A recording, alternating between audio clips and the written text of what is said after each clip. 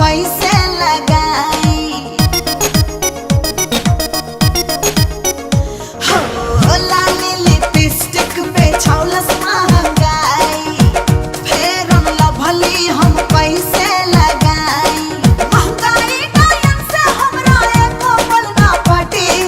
महंगाई टाइम से हमरा एको पल ना पटी हाँ पटी एक रात के कमाई में जीएसटी कितना कोटी एक रात के कमाई में जीएसटी कितना कोटी एक रात के कमाई में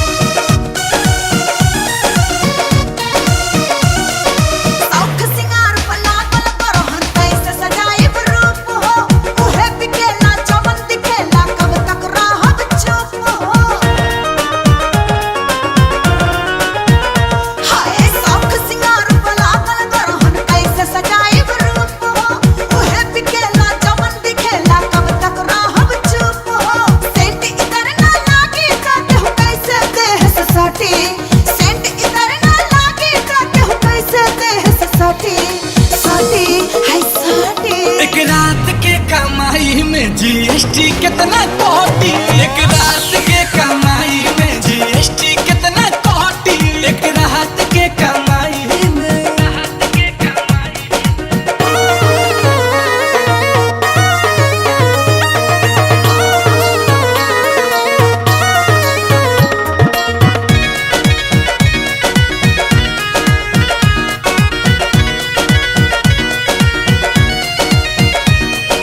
गिफ्ट में तोहके हर सामान हम सिंगार के ले आईबो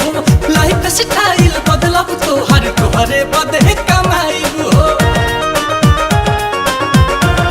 सुना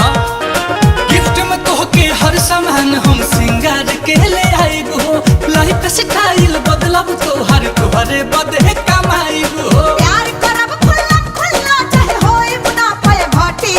प्यार करब खुल्ला खुल्ला चाहे होई मुनाफा घाटी अरे घाटी एक रात के कमाई में जीएसटी कितना कोटी एक रात के कमाई में जीएसटी कितना